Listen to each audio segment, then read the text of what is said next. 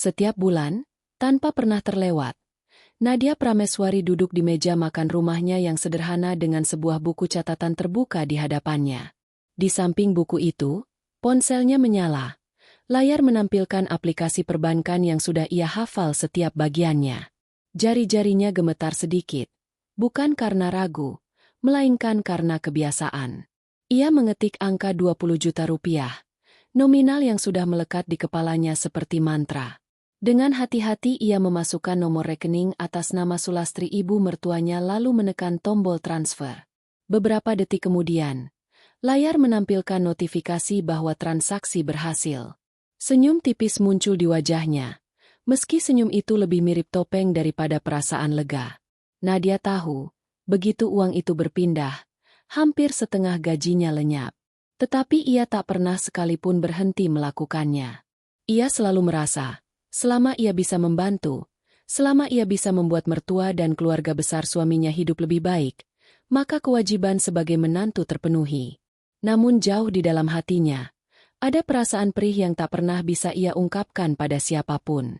Uang itu bukan jumlah kecil. Ia harus bekerja keras, memutar otak, bahkan mengorbankan kebutuhan pribadinya demi bisa mengirimkan transfer itu setiap bulan. Tidak ada sepatu baru, tidak ada liburan. Bahkan untuk sekadar makan di restoran bersama suaminya pun mereka jarang melakukannya. Semua terasa sempit, tetapi Nadia selalu menutupinya dengan alasan sederhana. Yang penting keluarga besar senang. Arga, suaminya, seringkali merasa tidak enak hati. Ia tahu betul istrinya yang menanggung beban paling berat. Meski ia juga bekerja, penghasilannya tidak sebanding dengan tanggungan yang harus mereka penuhi. Seringkali Arga berkata lirih, "Nat, kalau terlalu berat, kita bisa kurangi jumlahnya." Tetapi Nadia hanya menggeleng sambil tersenyum. "Tidak apa-apa, Mas. Bukankah mereka sudah membesarkanmu? Sekarang giliran kita membalas budi." Jawaban itu terdengar mulia. Namun hati Nadia seakan merintih setiap kali mengucapkannya. Ia mencintai Arga, mencintai pernikahannya, dan ingin menjaga keharmonisan dengan keluarga besar. Tapi di balik ketulusannya, ada luka yang kian hari kian dalam. Ia merasa dirinya hanya menjadi mesin uang, menantu yang baik karena mampu memberikan materi, bukan karena kehadirannya diterima apa adanya. Hari-hari Nadia berjalan dalam rutinitas yang melelahkan. Pagi ia bangun lebih cepat, menyiapkan sarapan sederhana untuk Arga sebelum berangkat kerja. Setelah suaminya pergi, ia pun bersiap menuju kantornya sendiri. Ia bekerja di sebuah perusahaan distribusi makanan, bagian administrasi, pekerjaan yang menuntut ketelitian tinggi. Meski gajinya cukup untuk memenuhi kebutuhan rumah tangga kecil mereka, hampir setengahnya lenyap begitu ia menekan tombol transfer bulanan itu. Rekan-rekan kerja sering bertanya mengapa Nadia jarang sekali membeli barang untuk dirinya sendiri, padahal jelas-jelas ia mampu. "Kamu kan rajin sekali. Gajimu lumayan. Kok bajumu itu-itu saja, Nat?" tanya salah satu temannya suatu kali. Nadia hanya tertawa kecil, mengalihkan pembicaraan. Ia tidak mungkin menceritakan bahwa sebagian besar gajinya habis untuk mertua dan ipar-iparnya. Baginya, menjaga rahasia itu lebih aman daripada memancing komentar yang bisa membuatnya semakin sakit hati. Di rumah, Nadia jarang sekali memikirkan dirinya sendiri. Ia sibuk memastikan kebutuhan Arga tercukupi, rumah tetap rapi, dan sesekali ia mengunjungi rumah besar milik Sulastri. Di sana, ia biasanya datang membawa oleh-oleh kecil buah, kue, atau kebutuhan rumah tangga. Meski ia tahu, semua itu tidak seberapa dibandingkan uang bulanan yang ia kirim, tetapi ia tetap melakukannya. Hanya saja, sambutan yang ia terima seringkali hambar. Senyum tipis, tatapan singkat, lalu komentar yang membuat hatinya menciut. "Oh, cuma ini yang kamu bawa?" Atau, "Kamu telat datang, ya? Kami sudah menunggu." Kalimat-kalimat itu keluar dengan nada biasa saja, tetapi bagi Nadia, setiap kata terasa seperti duri. Ia ingin sekali bertanya pada dirinya sendiri, mengapa semua pengorbanannya tidak pernah cukup? Mengapa uang sebesar itu seolah lenyap tanpa jejak, tanpa sedikit pun membekas sebagai rasa terima kasih? Setiap akhir bulan, Saat waktunya transfer tiba, Nadia selalu duduk sendiri lebih lama dari biasanya. Ia menatap layar ponsel, memikirkan berapa banyak hal yang bisa ia lakukan dengan uang sebanyak itu.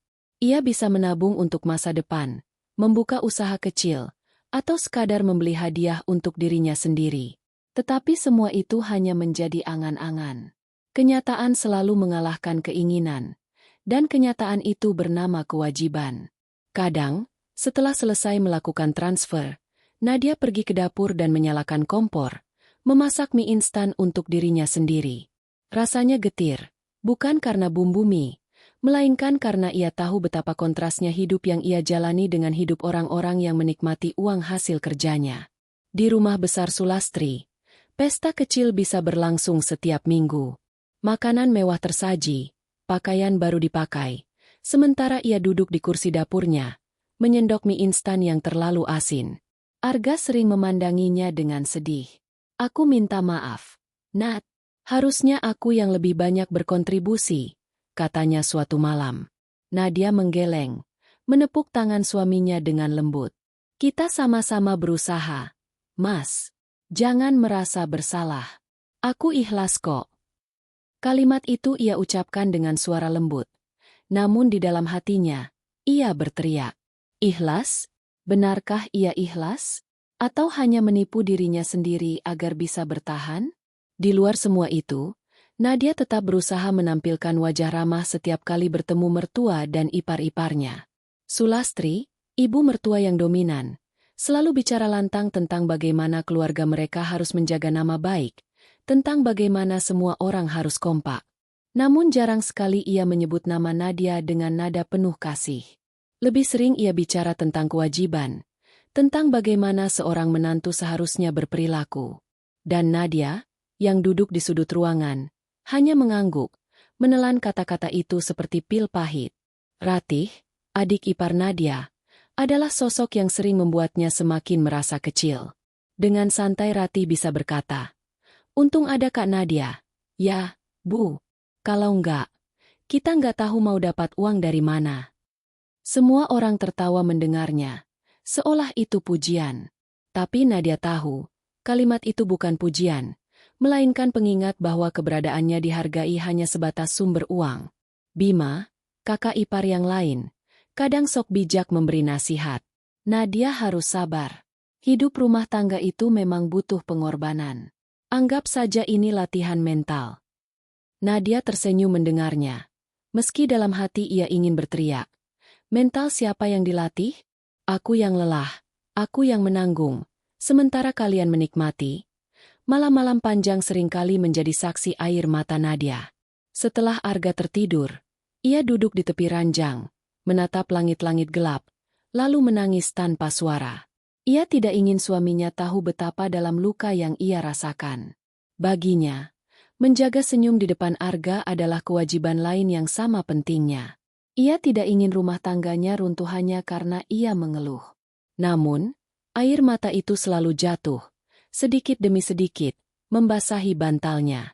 Setiap tetes adalah doa yang tak terucap. Harapan agar suatu hari ia bisa hidup tanpa beban sebesar ini. Harapan agar suatu hari ia bisa berhenti menjadi mesin uang, dan mulai menjadi dirinya sendiri.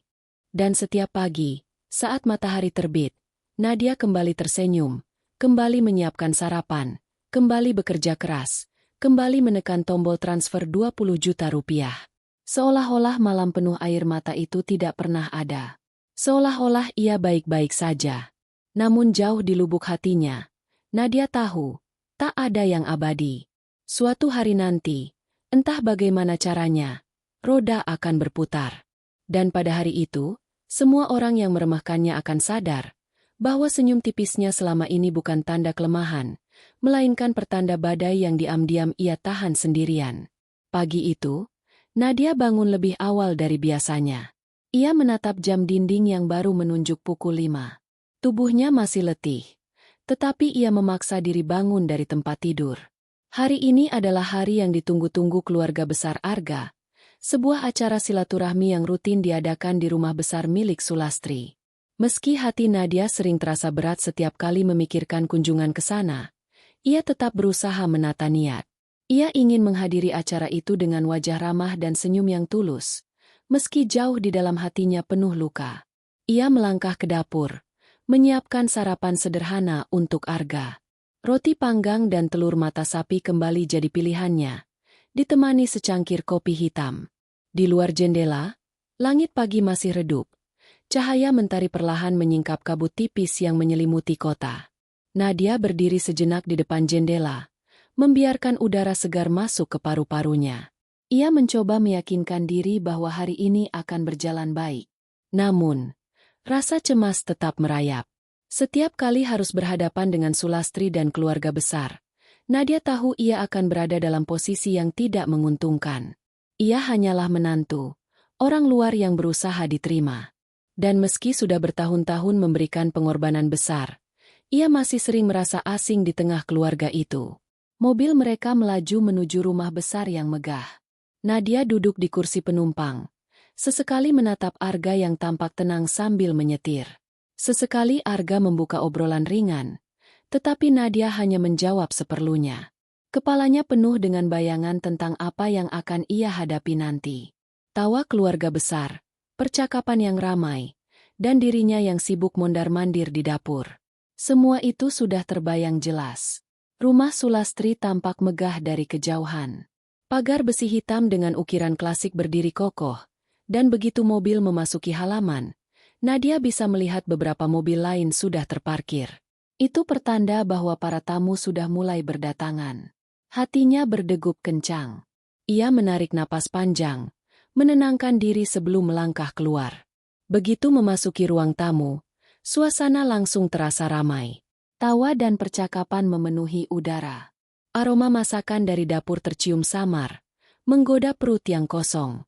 Nadia tersenyum sopan, menyapa satu persatu kerabat yang sudah duduk.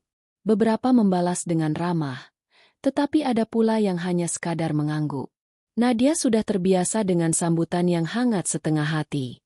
Sulastri muncul dari arah dapur, mengenakan kebaya berwarna ungu tua yang membuat wibawanya semakin kuat. Matanya langsung tertuju pada Nadia. "Oh, kamu sudah datang. Cepat bantu ibu di dapur. Banyak yang harus disiapkan." Nadia mengangguk patuh, melepas jaketnya dan langsung menuju dapur. Di sana, ia melihat Ratih, adik ipar perempuannya, sedang duduk sambil memainkan ponsel. Sementara itu, beberapa panci besar sudah mengepul di atas kompor. Tanpa menunggu perintah lebih lanjut, Nadia segera mengambil peran, mencuci sayuran, menyiapkan bumbu, memotong buah. Tangannya cekatan. Meski dalam hati ia merasa lelah. Waktu berlalu cepat. Suara tamu semakin ramai di ruang depan. Sementara Nadia sibuk memastikan hidangan tersaji dengan baik. Sesekali ia mendengar Ratih tertawa kecil sambil mengobrol lewat ponsel, tetapi jarang sekali bergerak membantu. Nadia hanya menunduk, berusaha menahan diri. Ia tidak ingin menimbulkan keributan. Ketika semua hidangan hampir siap, Nadia diminta membawa piring-piring besar ke meja makan. Ia berjalan bolak-balik, mengatur posisi makanan, memastikan meja terlihat indah. Keringat membasahi dahinya, tetapi ia tetap tersenyum ketika beberapa kerabat lewat dan memuji sajian yang menggugah selera. "Wah, makanannya enak-enak sekali. Siapa yang masak?" tanya salah satu kerabat. Sulastri yang berdiri tak jauh menjawab dengan santai. "Ya, semua ini berkat kerjasama. Keluarga kita memang kompak." Nadia hanya tersenyum tipis, menerima kenyataan bahwa jasanya tak pernah disebut. Acara makan pun dimulai. Ruang makan penuh dengan percakapan riang dan sendau gurau. Nadia duduk di sudut, lebih banyak mendengarkan daripada bicara. Sesekali ia disuruh mengambilkan sesuatu, entah sendok tambahan, minuman, atau tisu. Ia melakukannya dengan sigap, meski dalam hati ada sedikit rasa getir. Hingga kemudian, insiden kecil itu terjadi. Nadia diminta membawa satu piring berisi lauk ke meja tamu. Piring porselen yang cantik, hadiah pernikahan Sulastri dari seorang kerabat jauh. Nadia membawanya dengan hati-hati. Kedua tangannya menopang sisi piring agar tidak goyah. Namun, langkahnya sedikit terganggu oleh salah satu anak kecil yang berlari tiba-tiba. Nadia terkejut, Tubuhnya oleng, dan piring itu terlepas dari genggamannya. Dentang keras terdengar saat piring itu pecah berkeping-keping di lantai. Ruangan yang tadinya riuh langsung hening. Semua mata tertuju pada Nadia yang berdiri mematung. Wajahnya pucat. Jantungnya berdetak tak karuan. Ia ingin berjongkok untuk memungut pecahan itu. Tetapi suaralah yang lebih dulu memecah keheningan. "Bodoh! Dasar tak berguna!" teriak Sulastri dengan suara lantang. Nada marahnya bergema di seluruh ruangan. Nadia tercekat. Matanya berkaca-kaca. Ia menunduk. Tak mampu menatap siapapun. Tamu-tamu saling pandang. Beberapa menutup mulut menahan keterkejutan. Ratih yang duduk di sofa menahan tawa kecil. Sementara Bima, kakak ipar Nadia, hanya menggeleng sok prihatin.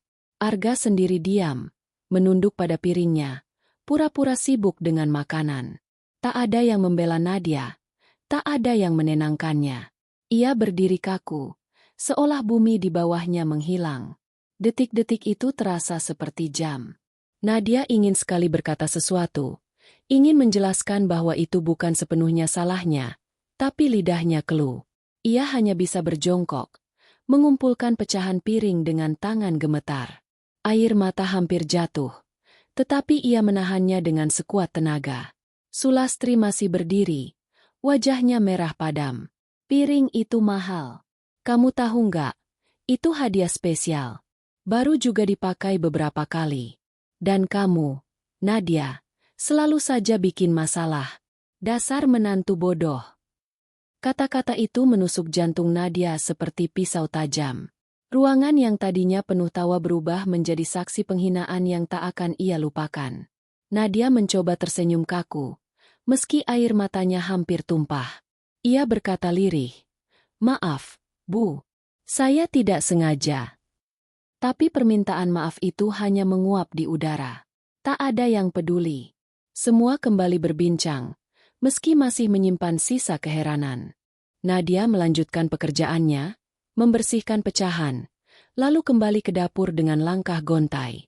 Di dapur yang sepi, Nadia berdiri menatap tangannya yang sedikit tergores pecahan kaca.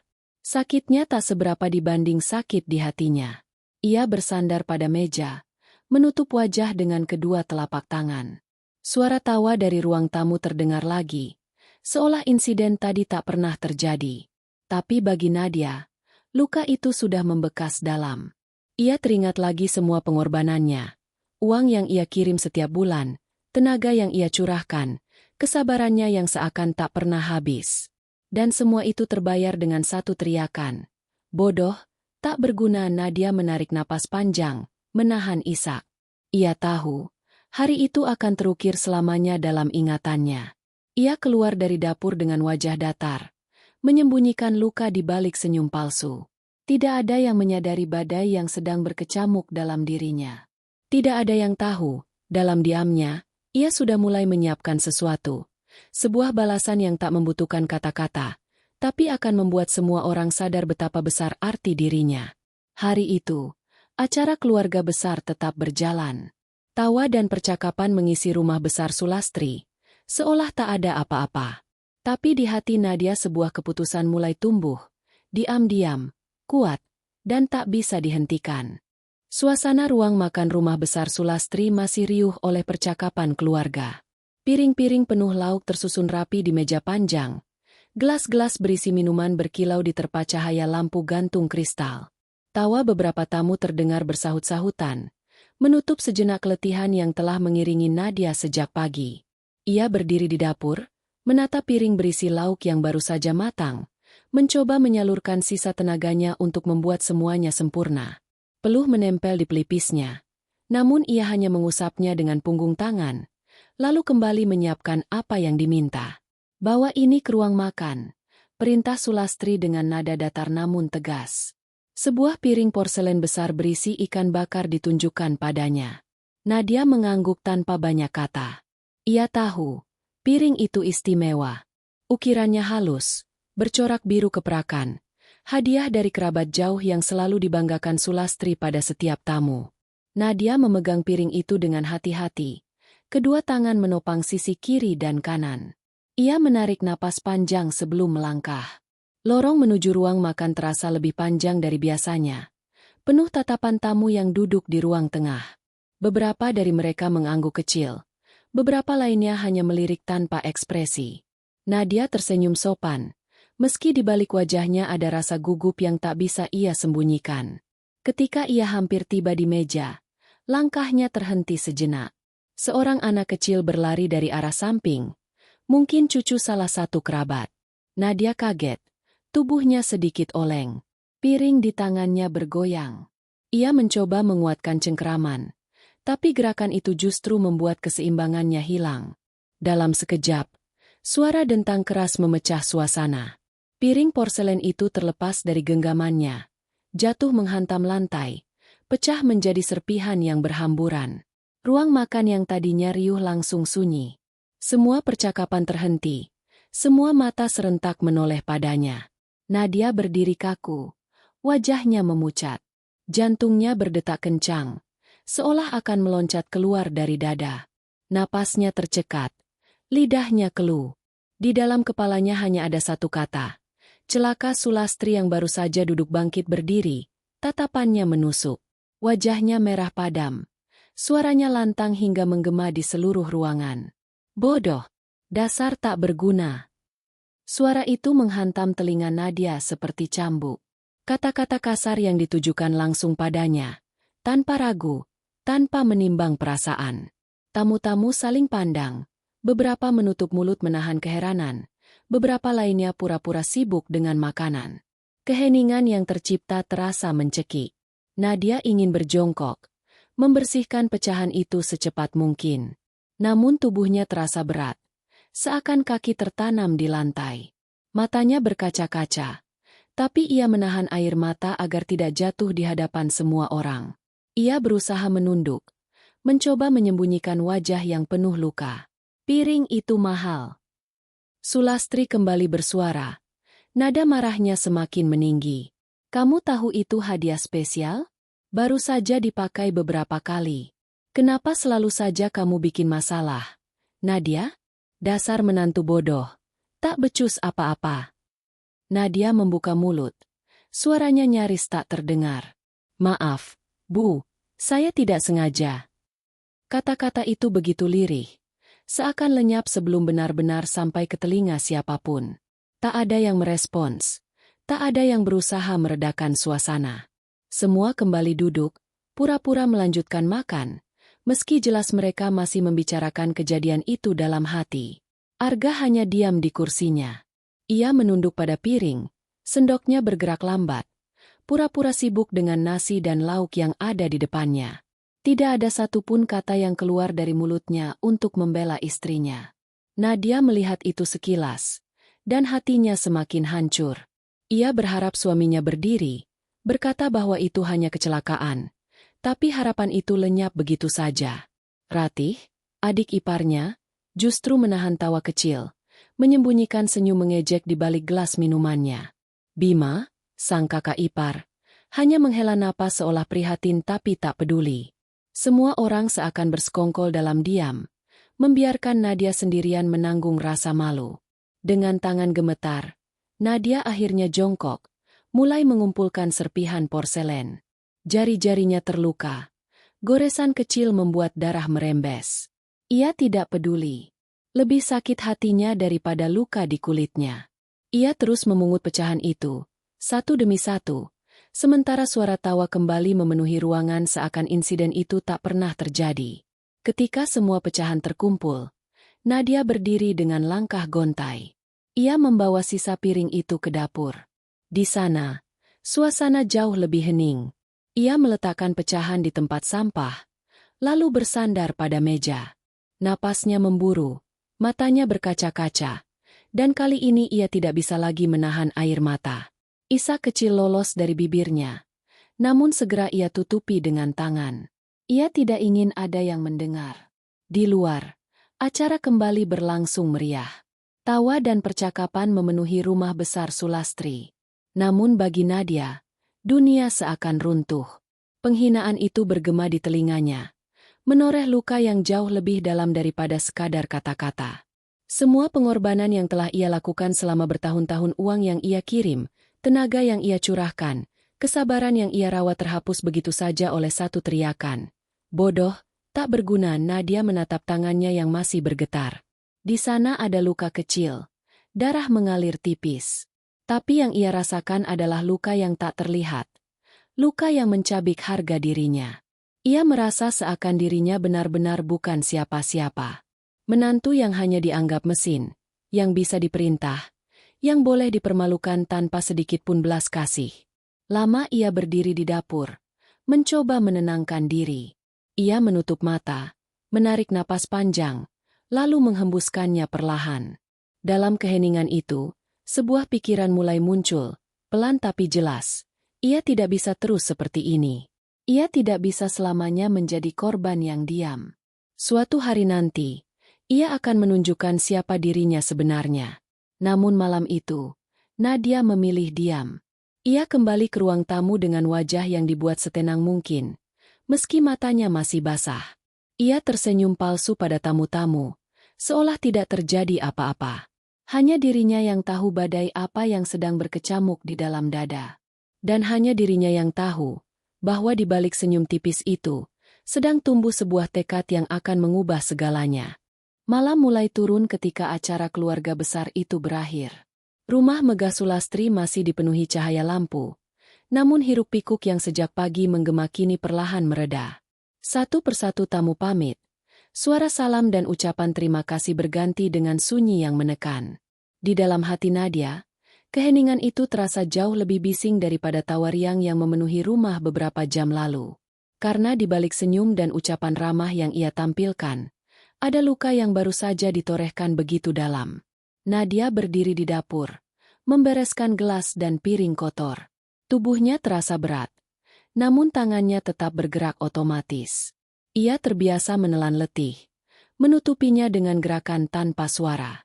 Dari ruang tamu terdengar suara Sulastri yang masih berbincang dengan beberapa kerabat dekat. Nadia menarik napas panjang, mencoba menenangkan detak jantung yang sejak insiden tadi tak pernah benar-benar kembali normal. Setiap kali mengingat teriakan lantang yang keluar dari mulut mertuanya, hatinya kembali remuk. Kata-kata itu bergema lagi dan lagi. Bodoh, tak berguna. Ia merasa seperti pecahan porselen yang tadi dikumpulkannya retak, tak bernilai, dilempar ke tempat sampah tanpa ada yang peduli. Luka kecil di jarinya sudah berhenti berdarah. Tapi luka di hatinya terus mengalir tanpa henti. Arga muncul di ambang pintu dapur. Wajahnya tampak letih. Tapi matanya sama sekali tidak menyiratkan pengertian. "Kamu nggak apa-apa?" tanyanya datar. Nadia menoleh sekilas, lalu mengangguk tanpa kata.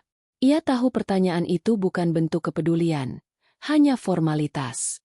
Arga tidak berdiri di sisinya saat semua mata menyorot. Ketika suaranya terkunci oleh rasa malu, Arga memilih diam, dan diam itu jauh lebih menyakitkan daripada teriakan Sulastri. "Ya sudah, jangan dipikirkan," ujar Arga singkat sebelum berlalu. Nadia hanya menunduk, menahan isak yang hampir lolos. Baginya, ucapan itu seperti perintah untuk melupakan sesuatu yang mustahil dilupakan. Bagaimana mungkin ia melupakan penghinaan di depan puluhan pasang mata?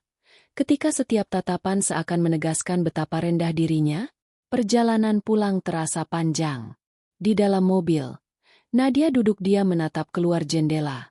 Lampu jalan berkelebat. Bayangannya berulang kali tercermin di kaca. Arga menyetir tanpa banyak bicara, hanya sesekali mendengus pelan. Nadia ingin mengatakan sesuatu, ingin menumpahkan semua perasaan, tapi setiap kali membuka mulut, kata-kata itu tertelan kembali. Ia terlalu letih untuk memulai pertengkaran yang tak akan berakhir adil. Apartemen mereka terasa sepi ketika mereka tiba. Arga langsung masuk kamar, sementara Nadia masih berdiri di ruang tamu yang temaram. Ia menjatuhkan tubuh ke sofa, menatap langit-langit kosong-kosong. Suara penghinaan itu kembali terngiang, lebih nyaring daripada suara jam dinding. Ia menutup telinga dengan kedua tangan, seakan bisa membungkam ingatan. Tapi sia-sia. Kata-kata itu sudah melekat. Akhirnya air mata yang sejak tadi ia tahan jatuh juga. Mengalir tanpa bisa dihentikan. Membasahi pipi, membasahi bantal sofa. Ia menangis tanpa suara, hanya tubuhnya yang bergetar pelan. Dalam tangis itu, ia mengingat semua pengorbanannya. Uang 20 juta yang selalu ia transfer setiap bulan, waktu yang ia curahkan untuk membantu, kesabarannya yang tak pernah habis meski sering disepelekan. Semua itu kini terasa sia-sia. Hari-hari setelah insiden itu berjalan lambat. Nadia menjalani rutinitas seperti biasa. Bekerja, lembur, mengurus rumah. Namun di balik aktivitasnya, ada kehampaan yang semakin sulit disembunyikan. Rekan-rekannya di kantor beberapa kali menanyakan keadaannya. Namun ia hanya menjawab dengan senyum tipis. Tak ada yang tahu apa yang sebenarnya ia rasakan. Setiap malam, ketika Arga sudah tertidur, Nadia duduk di balkon apartemen. Dari sana, ia menatap lampu kota yang berkelip seperti bintang-bintang buatan. Angin malam membelai wajahnya. Tapi dinginnya tak bisa menyaingi dingin di dalam hatinya. Ia sering menggenggam ponsel, menatap riwayat transfer uang yang terpampang jelas. Angka-angka itu seperti jejak pengorbanan yang tak pernah dihargai. Apakah aku benar-benar tidak berguna? Bisiknya pada diri sendiri. Suara itu hanya didengar angin, namun pertanyaan itu menghantam jiwanya berkali-kali. Ia teringat bagaimana Sulastri dengan mudahnya melontarkan penghinaan. Seolah semua yang ia lakukan tidak berarti apa-apa. Ia teringat bagaimana kerabat hanya diam, bahkan ada yang menertawakan. Dan yang paling menyakitkan, Arga orang yang seharusnya berdiri di sisinya tidak melakukan apa-apa. Suatu malam, Nadia kembali terbangun dari tidurnya. Mimpi buruk membangunkannya. Ia melihat dirinya di ruang makan, menjatuhkan piring, lalu suara teriakan itu kembali menghantam. Ia duduk tegak di ranjang. Keringat dingin membasahi tubuhnya. Di sampingnya, Arga tertidur pulas, tak menyadari gejolak batin istrinya. Nadia turun dari ranjang, berjalan ke dapur. Ia menyalakan lampu kecil, menuang segelas air, lalu menatap bayangannya di kaca lemari. Mata bengkak, wajah pucat, bibir kering. Ia hampir tidak mengenali dirinya sendiri. Aku berubah, bisiknya. Aku bukan Nadia yang dulu lagi. Ia memegang gelas erat-erat, mencoba mencari ketenangan dari rasa haus yang ia hilangkan dengan air. Tapi bukan itu yang ia butuhkan. Yang ia butuhkan adalah penghargaan, rasa hormat, cinta yang tulus. Sesuatu yang semakin lama semakin terasa asing dalam hidupnya. Beberapa hari kemudian, Nadia kembali dipanggil Sulastri lewat telepon. Suara itu tetap sama, tegas, penuh perintah, tanpa sedikit pun kelembutan. Uang bulanannya jangan terlambat. Nadia, kamu tahu kebutuhan rumah ini banyak. Jangan bikin ibu repot mengingatkan. Nadia terdiam sejenak sebelum menjawab lirih. Iya, Bu. Besok saya transfer. Ia menutup telepon dengan tangan gemetar. Sekujur tubuhnya terasa lemas. Seakan semua tenaga tersedot. Ia ingin sekali menolak. Ingin mengatakan bahwa dirinya juga manusia dengan batas. Tapi suaranya terkunci oleh kebiasaan untuk patuh. Di malam itu juga, ia kembali mentransfer uang. 20 juta berpindah dalam hitungan detik. Nadia menatap layar ponselnya, merasakan perih yang menusuk dada. Aku bodoh, gumamnya. Aku benar-benar bodoh. Air matanya jatuh lagi, bercampur dengan cahaya layar yang dingin. Semakin lama, luka itu tidak hanya menyakitkan, tapi juga mengubah cara Nadia memandang dunia. Ia mulai meragukan dirinya, meragukan cintanya pada Arga, meragukan makna pernikahannya. Semua pengorbanan terasa sia-sia jika akhirnya hanya dibalas dengan cemoohan. Ia merasa seperti hidup dalam kurungan yang tak terlihat, terikat oleh kewajiban yang ia ciptakan sendiri. Namun di balik rasa sakit itu, perlahan tumbuh sesuatu yang berbeda. Sebuah tekad yang muncul dari reruntuhan harga diri. Nadia mulai menyadari bahwa ia tidak bisa selamanya begini. Ia tidak bisa selamanya diam. Luka batin itu, alih-alih menghancurkannya, mulai membangun sesuatu yang baru. Sebuah keinginan untuk bangkit, untuk membalas, untuk menunjukkan bahwa dirinya bukan orang yang bisa dipermalukan begitu saja. Dan malam demi malam, di bawah cahaya lampu kota, tekad itu semakin kuat. Diamnya Nadia bukan lagi tanda kelemahan, melainkan senjata yang sedang ia asah. Ia tahu waktunya akan tiba. Dan ketika saat itu datang, semua orang yang pernah meremehkannya akan menyadari kesalahan mereka. Termasuk Sulastri. Termasuk Arga. Hari-hari setelah penghinaan itu terasa berbeda bagi Nadia.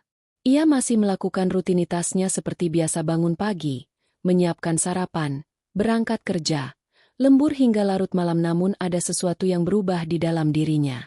Jika dulu setiap tindakan ia lakukan dengan harapan mendapat pengakuan, kini ia melakukannya dengan dingin, mekanis, tanpa menaruh hati. Seperti mesin yang terus bergerak meski dalam dia menyimpan rencana. Setiap malam, Nadia duduk di balkon apartemen. Angin malam mengibaskan helai rambutnya, sementara matanya menatap jauh ke arah lampu-lampu kota. Di sana, dalam kesunyian yang hanya ditemani dengung jalan raya, ia menimbang-nimbang langkah apa yang harus ia ambil. Luka batin yang ia alami di rumah besar Sulastri masih terasa perih.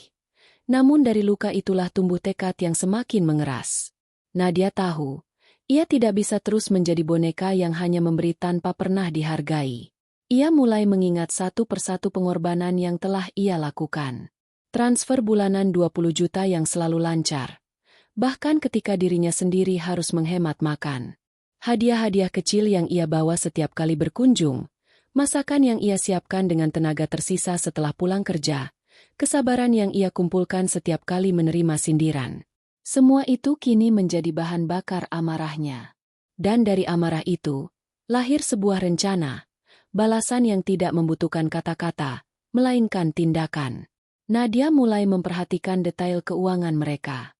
Ia menyimpan catatan kecil di laptop pribadinya, menyusun angka demi angka dengan teliti. Selama ini, semua uang yang masuk rekening Arga lebih banyak mengalir ke rumah Sulastri. Nadia sendiri yang bekerja keras menambah penghasilan lewat proyek tambahan, sementara Arga hanya memberikan sebagian kecil dari gajinya. Selama bertahun-tahun, Nadia rela menutup mata. Namun kini, matanya terbuka lebar. Ia membuat daftar.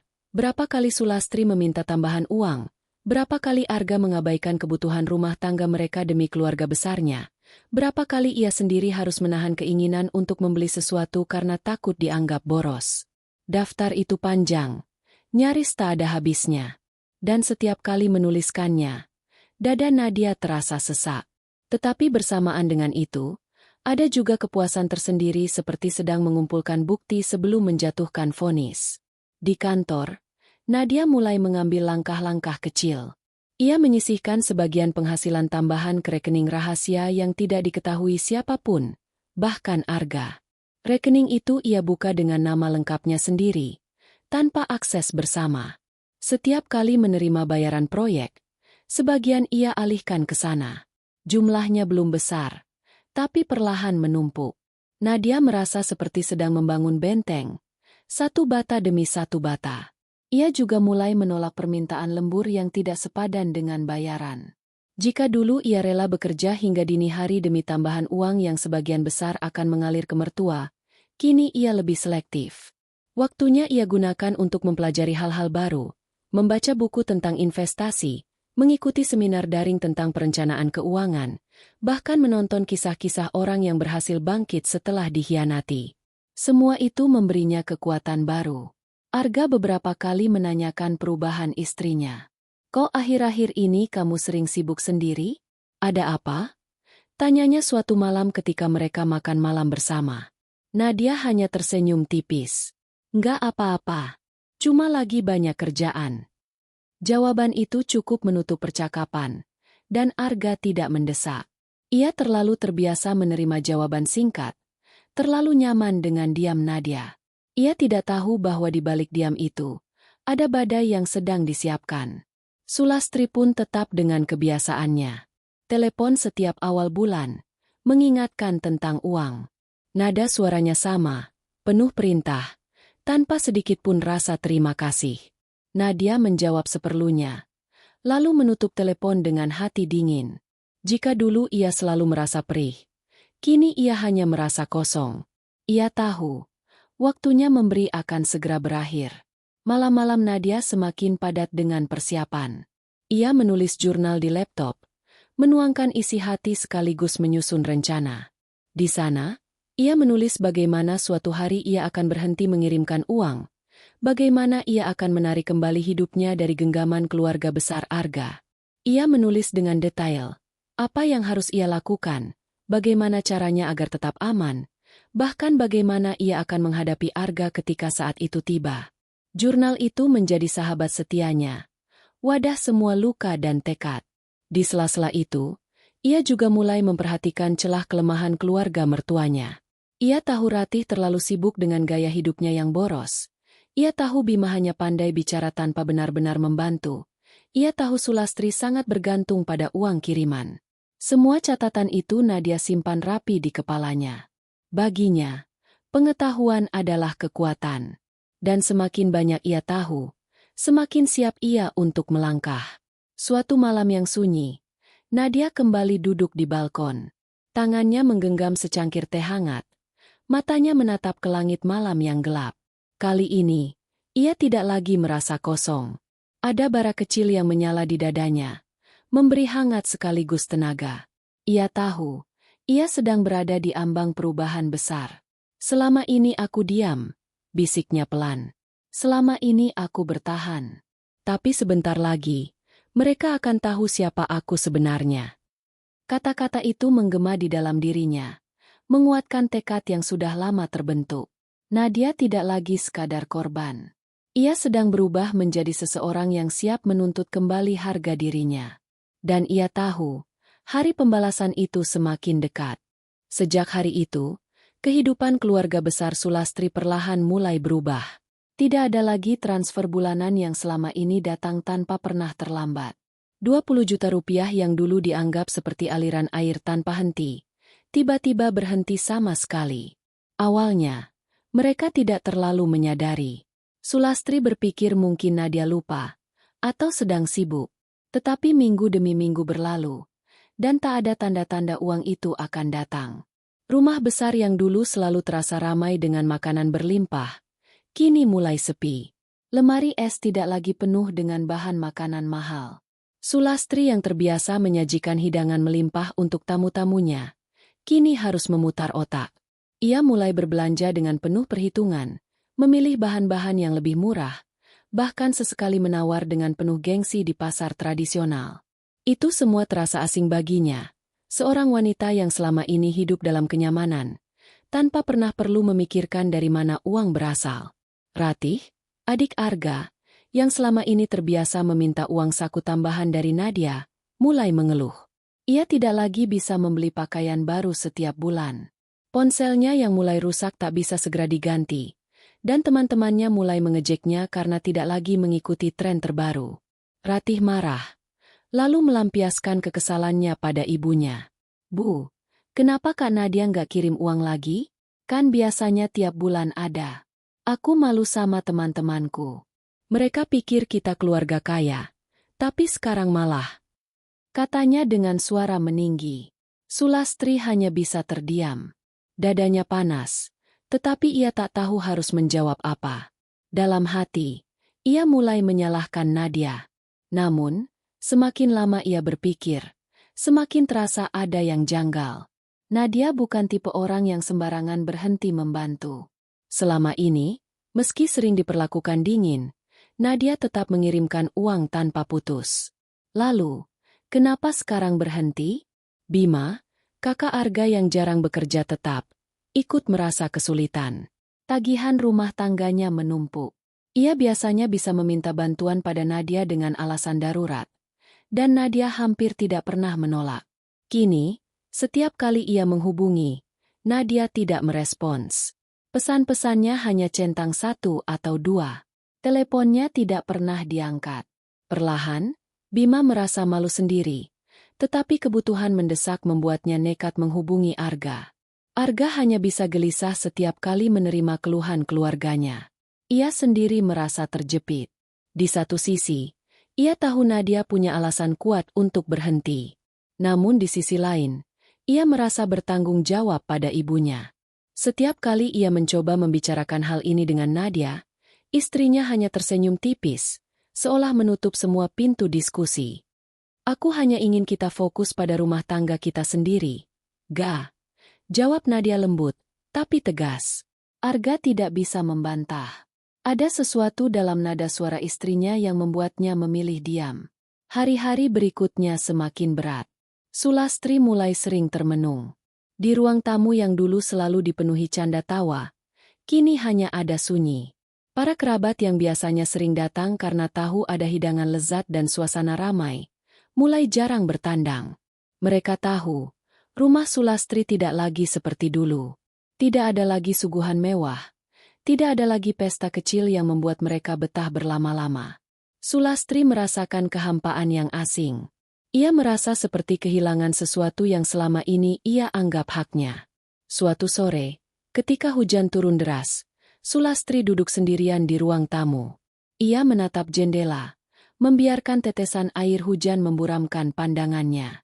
Dalam keheningan itu, ia teringat kembali kejadian beberapa minggu lalu. Suara piring yang pecah, dan kata-katanya sendiri yang meluncur tanpa pikir panjang. Bodoh, tak berguna, kata-kata itu kini terngiang-ngiang, menusuk telinganya sendiri. Hatinya mendadak digelayuti rasa bersalah. Ia mencoba mengusir pikiran itu, tapi semakin ia berusaha, semakin kuat rasa sesak di dadanya. Ratih yang melihat ibunya termenung, mendekat. Bu, kenapa sih Kak Nadia nggak kirim uang lagi? Apa jangan-jangan dia marah waktu itu? Pertanyaan itu seperti palu yang mengetuk kepala Sulastri. Ia menoleh cepat, menatap putrinya. Untuk pertama kalinya, ia tidak punya jawaban. Lidahnya keluh. Benarkah semua ini karena kemarahannya sendiri? Benarkah karena penghinaan yang ia lontarkan di depan semua orang? Malam itu, Sulastri tak bisa tidur. Ia gelisah, bolak-balik di tempat tidur. Ingatannya terus membawa ke wajah Nadia yang pucat, tangan yang gemetar saat memungut pecahan piring, dan senyum getir yang dipaksakan. Semua bayangan itu menghantui. Sulastri menutup wajahnya dengan kedua tangan, berharap bisa melupakan, tapi tak berhasil. Untuk pertama kalinya, ia benar-benar merasa menyesal. Keesokan harinya, ia mencoba menghubungi Arga. Ga, tolong bilang sama Nadia, ibu minta maaf. Ya, ibu sadar kemarin ibu salah. Suaranya terdengar lirih, jauh dari nada wibawa yang biasa ia tunjukkan. Arga terdiam di seberang telepon. Ia tak menyangka ibunya akan berbicara seperti itu. Iya, Bu. Nanti aku sampaikan. Jawabnya pendek, tapi dalam hati, ia tahu Nadia tidak akan mudah luluh. Hari-hari berlalu, dan penyesalan itu semakin nyata. Sulastri mulai merasakan apa artinya kehilangan. Semua kenyamanan yang dulu dianggap biasa saja, kini raib begitu saja. Ia merasa hampa, tak berdaya. Dalam diam, ia berharap bisa memutar waktu, menarik kembali kata-kata kasarnya, dan memperlakukan Nadia dengan lebih baik. Namun, penyesalan selalu datang terlambat. Dan sementara Sulastri bergulat dengan rasa bersalah, Nadia di rumahnya justru hidup dengan lebih tenang. Untuk pertama kalinya, ia bisa menikmati hasil jerih payahnya sendiri. Ia menata rumah, membeli kebutuhan untuk dirinya dan Arga, serta mulai merancang masa depan yang lebih baik tanpa beban keluarga besar. Senyum Nadia kembali muncul, bukan senyum palsu, tetapi senyum lega karena akhirnya ia memilih dirinya sendiri. Kontras yang semakin tajam ini membuat cerita hidup mereka terpecah jelas. Di satu sisi, keluarga besar yang larut dalam penyesalan dan kesulitan. Di sisi lain, seorang wanita yang akhirnya bangkit dari luka, menemukan kembali harga dirinya. Hari-hari tanpa aliran uang dari Nadia berubah menjadi ujian berat bagi keluarga Sulastri. Semula mereka berpikir keadaan akan membaik, atau Nadia akan kembali luluh dan mengirimkan uang seperti biasanya. Namun, bulan berganti bulan, dan kenyataan justru semakin pahit. Kehidupan yang dulu terasa nyaman kini dipenuhi masalah demi masalah, datang tanpa henti seperti ombak yang menghantam karang. Sulastri yang terbiasa hidup berkecukupan mulai merasakan perihnya kekurangan. Tagihan listrik menumpuk karena ia tak bisa membayar tepat waktu. Suatu sore, lampu di rumah besar itu tiba-tiba padam. PLN memutus aliran listrik karena tunggakan yang menumpuk. Malam itu, rumah besar Sulastri tenggelam dalam gelap gulita, hanya diterangi lilin yang nyalanya redup. Ratih mengeluh keras, menangis karena tak bisa mengakses ponsel atau menyalakan kipas angin. Bima menggerutu, menyalahkan keadaan, tapi tak ada yang sanggup memperbaikinya. Mereka hanya bisa saling menyalahkan dalam kegelapan. Tak hanya itu, kebutuhan sehari-hari semakin sulit dipenuhi. Dulu, lemari es selalu penuh dengan bahan makanan segar, daging impor, buah mahal, dan camilan tak pernah habis. Kini, isi lemari hanya seadanya. Kadang hanya ada telur beberapa butir, sayur layu, dan beras yang harus dihemat. Sulastri yang dulu enggan berbelanja di pasar tradisional, kini terpaksa menenteng tas kain dan menawar dengan suara lirih, menekan harga sebisa mungkin. Setiap langkahnya terasa berat, gengsinya terkoyak, tapi ia tak punya pilihan lain. Ratih yang terbiasa hidup bergelimang kemewahan kini benar-benar menderita. Ia sering mengeluh, memaki keadaan, bahkan menyalahkan ibunya. Ia merasa teman-temannya mulai menjauh karena ia tak lagi bisa mengikuti gaya hidup mereka. Pakaian barunya sudah lama tak bertambah, dan tas bermerek yang dulu ia pamerkan kini terlihat usang. Ratih menangis berhari-hari, merasa dunia begitu kejam padanya. Sementara itu, Bima yang dulu sering mengandalkan uang Nadia untuk menutup kebutuhan rumah tangganya, kini semakin terjepit. Istrinya mulai marah. Anak-anaknya sering rewel karena tak bisa makan enak seperti dulu. Bima mencoba mencari pinjaman ke beberapa teman, tetapi kabar cepat menyebar bahwa keluarga Sulastri sudah tak lagi berkecukupan. Banyak yang enggan membantu, takut tidak bisa dikembalikan. Bima dipenuhi rasa malu, tetapi juga frustrasi. Ia marah pada keadaan, marah pada dirinya sendiri, dan diam-diam masih menyalahkan Nadia yang berhenti mengalirkan uang. Suatu hari, seorang penagih hutang datang ke rumah besar Sulastri. Suaranya keras, menuntut pembayaran segera atas utang yang diambil Bima beberapa bulan lalu. Sulastri terkejut. Wajahnya pucat ketika mendengar jumlah yang disebutkan. Ia menoleh pada putranya dengan tatapan getir. Tapi Bima hanya menunduk tanpa berani bicara. Penagih hutang itu menggedor-gedor meja, membuat suasana rumah semakin mencekam. Setelah perdebatan panjang, Sulastri akhirnya merelakan beberapa perhiasannya untuk menebus sementara utang tersebut. Tangannya gemetar saat melepas gelang emas dari pergelangan, sesuatu yang selama ini ia banggakan sebagai simbol kehormatan. Malam itu ia menangis diam-diam di kamarnya, merasakan betapa beratnya kehilangan. Masalah tak berhenti di situ. Beberapa kerabat yang dulu rajin datang karena ingin menikmati suguhan makanan mewah, kini perlahan menjauh. Mereka sudah tahu rumah Sulastri tak lagi seperti dulu. Hubungan yang semula terlihat hangat ternyata rapuh, hanya bertahan karena ada keuntungan. Sulastri merasa dikhianati, ditinggalkan oleh orang-orang yang dulu selalu memujinya. Ia mulai sadar, semua keramahan itu hanyalah semu. Hari demi hari, tekanan semakin berat. Sulastri sering sakit kepala, tubuhnya melemah.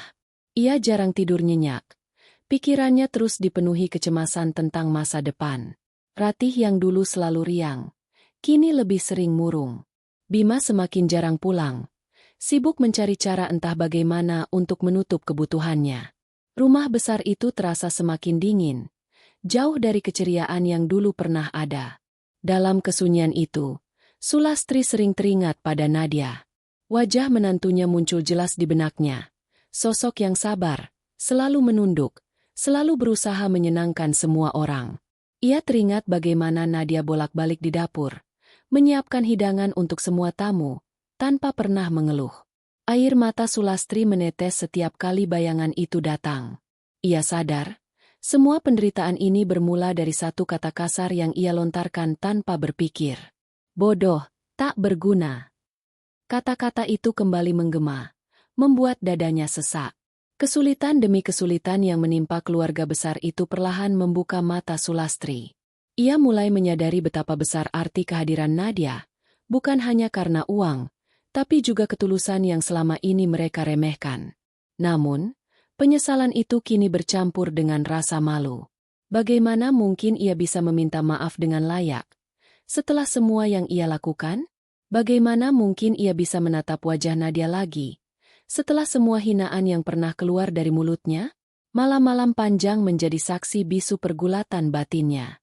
Sulastri duduk di ruang tamu yang kini temaram, menatap dinding yang kosong.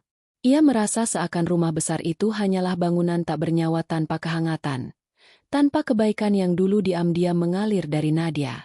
Kesulitan demi kesulitan terus datang, dan Sulastri hanya bisa berharap, entah kapan, Nadia mau membuka hatinya lagi.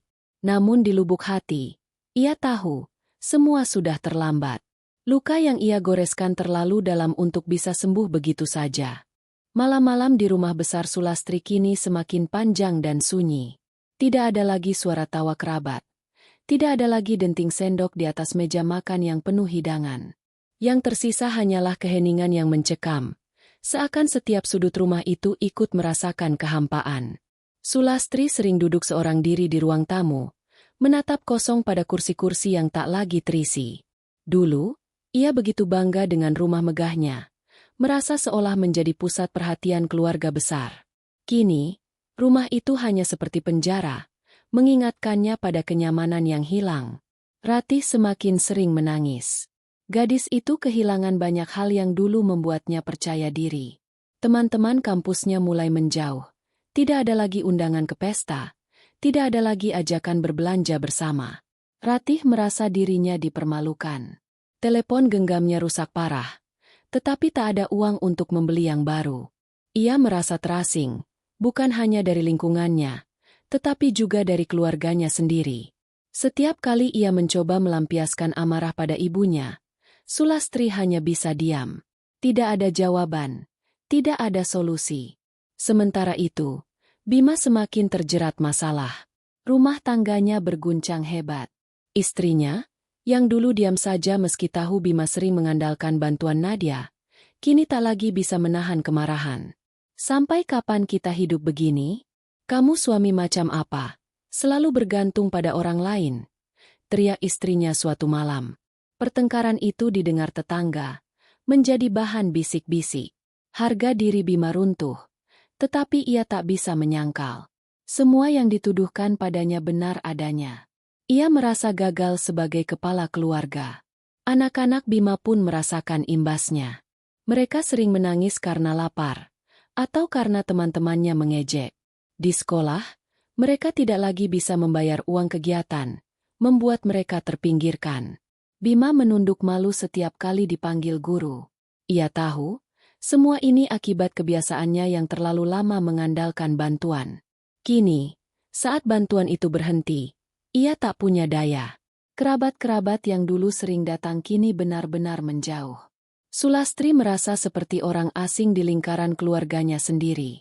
Mereka yang dulu memuji dan mengangkatnya, kini bahkan jarang menyapa. Ketika bertemu di acara keluarga lain, mereka hanya melontarkan senyum tipis, tanpa lagi ada kehangatan. Sulastri sadar, semua itu karena rumahnya sudah tak lagi jadi sumber kemewahan. Ia merasa dipermalukan, dikhianati oleh orang-orang yang dulu ia kira tulus. Suatu sore, hujan deras mengguyur kota. Atap rumah bocor di beberapa titik, meneteskan air ke dalam ruangan. Sulastri berlari mengambil ember, menaruhnya di bawah tetesan air. Pemandangan itu membuatnya semakin sedih. Rumah megah yang dulu ia banggakan kini rapuh, tak lagi terawat. Ia teringat pada Nadia bagaimana dulu menantunya itu sering mengingatkan agar ia lebih bijak menggunakan uang, agar memperbaiki rumah daripada menghamburkan untuk pesta. Tetapi saat itu Sulastri mengabaikan. Kini, semua kata-kata itu kembali, menusuknya dengan rasa bersalah yang semakin dalam. Ratih berteriak dari kamarnya, marah karena bajunya basah terkena bocor. Ia menyalahkan ibunya lagi, menyebut hidup mereka kini menyedihkan. Sulastri hanya bisa menahan air mata.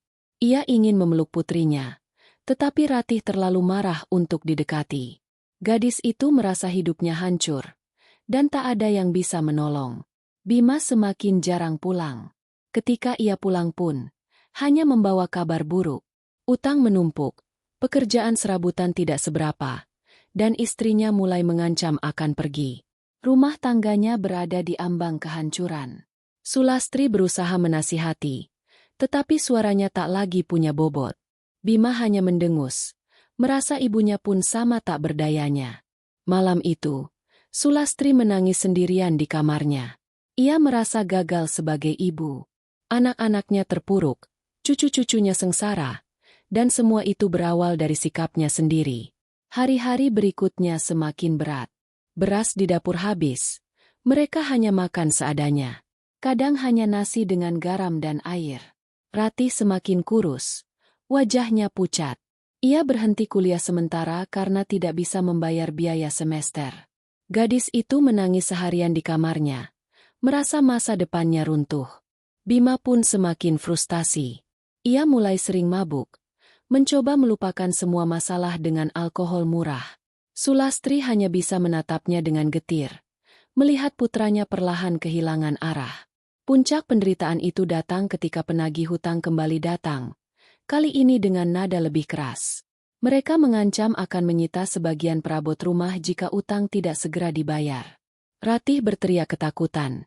Sulastri hampir pingsan mendengar ancaman itu. Bima berusaha berbicara, tetapi suaranya terbata.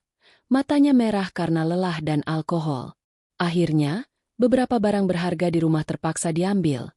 Televisi, lemari kayu, bahkan beberapa perhiasan terakhir yang masih tersisa. Rumah besar itu kini terasa kosong, tidak hanya secara fisik, tetapi juga secara batin. Malam itu, setelah penagih pergi, Sulastri terduduk di lantai ruang tamu. Ia menatap kosong ke arah dinding yang kini tanpa hiasan. Air matanya jatuh tanpa bisa dibendung. Ia merasa seluruh kehormatannya runtuh. Ratih duduk di tangga, menangis keras, sementara Bima terbaring di sofa, mabuk dan tak peduli. Pemandangan itu membuat hati Sulastri remuk. Ia sadar, keluarganya benar-benar hancur. Di tengah kesedihan itu, bayangan wajah Nadia kembali datang. Senyum sabarnya, tatapan lembutnya, dan bagaimana ia selalu menahan diri meski sering disakiti. Sulastri menutup wajahnya dengan kedua tangan, tersedak oleh tangis. "Astaga, apa yang sudah aku lakukan?" bisiknya lirih. Untuk pertama kalinya, ia benar-benar merasa seluruh penderitaan ini adalah buah dari perbuatannya sendiri. Kata-katanya yang kasar, perlakuannya yang tidak adil, semua kini kembali sebagai hukuman. Rumah besar itu tenggelam dalam kesunyian. Tak ada lagi cahaya, tak ada lagi keceriaan. Yang tersisa hanyalah luka, penderitaan, dan penyesalan yang menyesakan. Sulastri tahu, keluarganya sudah jatuh ke titik terendah. Dan ia hanya bisa berharap, suatu hari nanti, Nadia mau melihat mereka kembali, meski harapan itu terasa begitu jauh. Hari-hari yang berat bagi keluarga Sulastri terus bergulir tanpa henti. Sementara di sisi lain, Nadia mulai menapaki jalan yang sama sekali berbeda. Setelah memutuskan untuk menarik semua bantuan finansial yang selama ini ia salurkan, hidupnya memang terasa lebih ringan. Beban yang dulu seakan menjerat lehernya kini perlahan sirna, berganti dengan perasaan lega karena akhirnya ia bisa mengarahkan tenaga dan pikirannya untuk dirinya sendiri, bukan lagi untuk orang-orang yang hanya tahu merendahkan. Awalnya, Nadia hanya mencoba bertahan dengan tabungan yang tersisa. Ia mengurangi pengeluaran, menata kembali keuangan rumah tangganya, dan mulai berani berkata pada Arga bahwa kini mereka harus benar-benar mandiri. Arga yang sempat terkejut perlahan bisa menerima, meski rasa bersalah masih menyelimuti dirinya. Namun di balik semua itu, Nadia tahu bahwa ia tidak bisa terus-menerus bergantung pada simpanan. Ia harus bergerak, membangun sesuatu, dan membuktikan bahwa semua yang pernah ia berikan kepada keluarga besar Arga sebenarnya hanyalah sebagian kecil dari kemampuannya. Nadia mulai dari hal kecil. Ia menjual aneka kue yang dulu sering ia buat untuk keluarga besar setiap kali ada acara.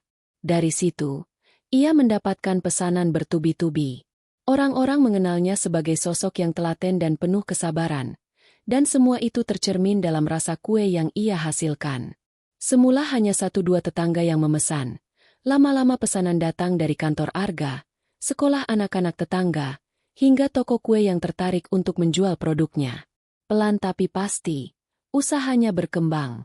Malam demi malam, Nadia bekerja hingga larut. Tangannya lelah, tubuhnya payah, tetapi ada semangat baru yang menyalakan matanya. Untuk pertama kalinya dalam hidupnya, ia merasa benar-benar hidup untuk dirinya sendiri. Ia tidak lagi dihantui perasaan rendah diri akibat teriakan mertua atau pandangan sinis keluarga besar. Yang ia dengar hanyalah suara-suara pelanggan yang puas, yang mengucapkan terima kasih karena kue buatannya menghadirkan kebahagiaan dalam acara mereka. Arga yang dulu sering diam tak berkutik saat ibunya memarahi Nadia, kini mulai melihat betapa besar potensi istrinya.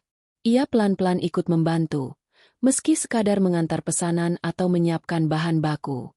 Di matanya, Nadia berubah. Dari perempuan yang dulu hanya dianggap menantu penurut, kini berdiri seorang istri tangguh yang mampu mengguncang fondasi kesombongan keluarga mereka. Usaha kecil itu tumbuh, lalu menjelma menjadi besar. Nadia berani mengambil langkah dengan membuka toko kue sendiri. Dengan modal dari hasil tabungan dan pinjaman kecil dari bank, ia menyewa ruko sederhana di pinggir jalan utama. Cat dinding berwarna pastel menghiasi interiornya. Aroma kue selalu memenuhi udara setiap kali pelanggan masuk. Nama toko itu sederhana, Manis Nadia. Nama yang kelak akan dikenal banyak orang. Toko itu ramai. Setiap hari orang datang, baik untuk membeli kue sehari-hari maupun untuk memesan dalam jumlah besar. Ada acara pernikahan, ulang tahun, bahkan acara resmi pemerintahan yang mempercayakan konsumsi kepada Nadia. Berita tentang keberhasilannya menyebar cepat, terutama di kalangan sekitar tempat tinggalnya. Dan tentu saja, kabar itu juga sampai ke telinga keluarga Sulastri. Mereka mendengarnya dengan campuran rasa tak percaya dan iri. Sulastri yang dulu selalu menuduh Nadia tak berguna kini mulai mendengar bisikan dari tetangga tentang toko kue Nadia yang ramai dikunjungi. Ratih, yang dulu sering mengejek, kini justru terdiam setiap kali ada kenalan yang bercerita tentang betapa enaknya kue Nadia. Bahkan Bima, yang pernah sok bijak menasihati Nadia agar banyak belajar dari keluarga mereka, kini harus menelan ludah karena menyaksikan kebangkrutan usahanya sendiri yang berbanding terbalik dengan kesuksesan Nadia. Namun, puncak dari semua itu terjadi saat Nadia menerima sebuah penghargaan dari pemerintah kota. Ia diundang ke sebuah acara resmi untuk menerima apresiasi sebagai salah satu pengusaha kecil menengah yang berhasil mengembangkan usaha dari nol. Hari itu, Nadia berdiri anggun di atas panggung, mengenakan gaun sederhana namun elegan. Senyumnya tulus. Sorot matanya penuh percaya diri. Tepuk tangan menggema dari hadirin yang hadir, sementara kamera televisi lokal menyorotinya. Sulastri menonton acara itu dari televisi rumahnya. Wajahnya memucat. Tangannya gemetar menggenggam remote. Rasanya ia tidak percaya bahwa perempuan yang dulu ia hina habis-habisan, yang pernah ia sebut bodoh dan tak berguna, kini berdiri di panggung kehormatan menerima penghargaan yang tak pernah sekalipun diraihnya. Ia merasakan tamparan keras yang tak berbunyi, tetapi menghantam harga dirinya dengan telak. Ratih hanya bisa menunduk, merasa malu pada dirinya sendiri. Semua kata ejekan yang dulu ia lontarkan kini berbalik menusuk hatinya. Ia menyadari bahwa selama ini ia hanya hidup dalam bayang-bayang kenyamanan, tanpa pernah berusaha keras. Sementara Nadia, menantu yang selalu mereka remehkan, justru membuktikan bahwa kerja keras dan keteguhan hati bisa membawa seseorang pada puncak yang tinggi. Bima pun tidak kalah terpukul. Usahanya yang dulu pernah besar kini hancur tak bersisa. Sementara Nadia justru naik daun. Ia merasa iri, tetapi lebih dari itu, ia merasa hina. Semua kerabat yang dulu mereka banggakan satu persatu mulai menjauh. Tak ada lagi yang mau mendekat kepada keluarga Sulastri yang kini jatuh miskin. Sebaliknya, banyak yang justru ingin dekat dengan Nadia, menganggapnya sebagai contoh kesuksesan sejati. Hari demi hari, nama Nadia semakin harum. Undangan wawancara berdatangan. Artikel tentangnya dimuat di koran, dan tokonya semakin berkembang dengan cabang baru. Ia bukan lagi Nadia yang dulu hanya diam dan menangis dalam penghinaan. Ia kini adalah seorang perempuan kuat yang berhasil berdiri di atas kakinya sendiri, menjadi bukti nyata bahwa luka bisa berubah menjadi kekuatan. Ketika akhirnya Nadia bertemu lagi dengan keluarga besar dalam sebuah acara, semua orang terdiam melihatnya. Ia datang dengan tenang, sederhana namun berwibawa. Senyum di wajahnya bukan lagi senyum terpaksa, melainkan senyum seorang pemenang. Tanpa perlu mengucapkan satu kata pun, Kehadirannya sudah cukup membuat mereka merasa kecil. Karena saat itu, semua orang sadar bahwa perempuan yang dulu mereka anggap tak berguna justru telah menjadi seseorang yang jauh lebih berarti daripada yang bisa mereka bayangkan. Dan Nadia, dalam hati kecilnya, tahu bahwa balasan terbaik bukanlah kemarahan, melainkan keberhasilan. Ia tidak butuh teriakan atau hinaan untuk membuktikan dirinya. Yang ia butuhkan hanyalah keyakinan dan kerja keras. Kini, ia telah berdiri tegak di hadapan mereka, bukan sebagai menantu yang ditindas, melainkan sebagai sosok yang pantas dihormati. Semua penderitaan yang ia telan kini terbayar lunas, dan ia tahu perjalanan hidupnya baru saja dimulai menuju puncak yang lebih tinggi. Malam turun dengan lembut di atas kota. Lampu-lampu jalan menyala satu persatu, menciptakan bayangan panjang di trotoar.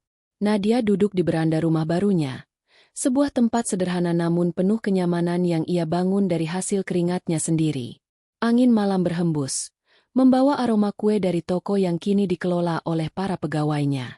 Ia menatap ke langit, mencari ketenangan di antara gemerlap bintang. Untuk pertama kalinya dalam hidupnya, ia merasa benar-benar merdeka. Perjalanan panjang yang ia lalui berputar kembali dalam ingatannya. Dari masa-masa penuh luka ketika ia harus menahan hinaan mertua, hingga titik terendah saat ia merasa tak berharga, semuanya kini terasa jauh.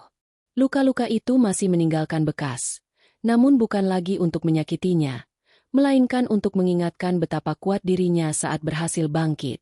Setiap tetes air mata yang pernah jatuh, kini berganti dengan senyum puas.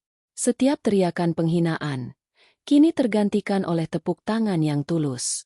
Arga datang menghampiri, membawa 2 cangkir teh hangat.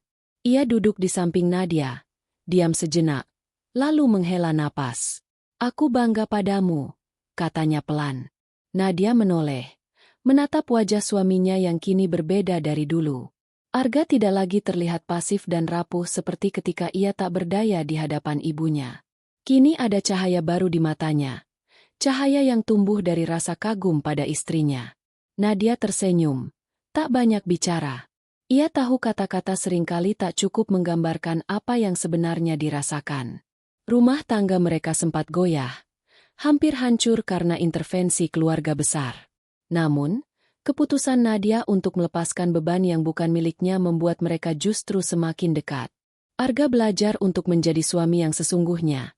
Bukan lagi anak lelaki yang terikat pada kendali ibunya. Ia berdiri di samping Nadia, bukan di belakangnya.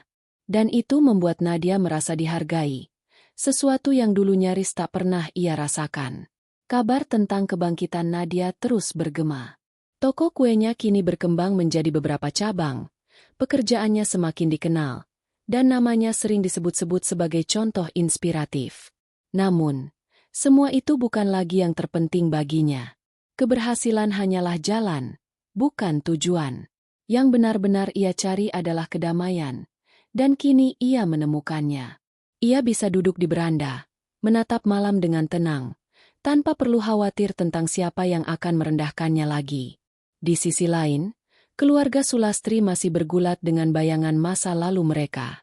Setelah kehilangan banyak hal, mereka terjebak dalam kesunyian rumah besar yang kini terasa hampa. Tamu-tamu jarang datang, kerabat enggan singgah, dan kehidupan yang dulu penuh kemewahan berubah menjadi perjuangan sehari-hari.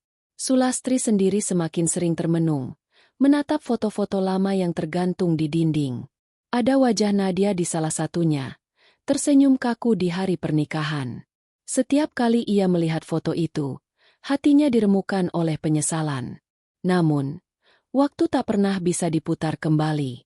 Ratih dan Bima pun merasakan getir yang sama. Kehidupan mereka yang dulu penuh kemudahan kini runtuh, berganti dengan realitas yang pahit. Mereka menyaksikan sendiri bagaimana orang-orang yang dulu mengelilingi mereka demi keuntungan kini menghilang satu persatu.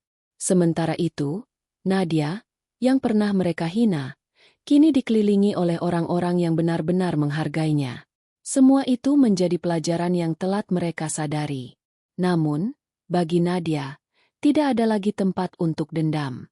Ia tidak pernah berencana untuk kembali ke masa lalu dan mengungkit kesalahan mereka. Ia hanya memilih jalannya sendiri, meninggalkan semua yang tidak lagi layak ia perjuangkan.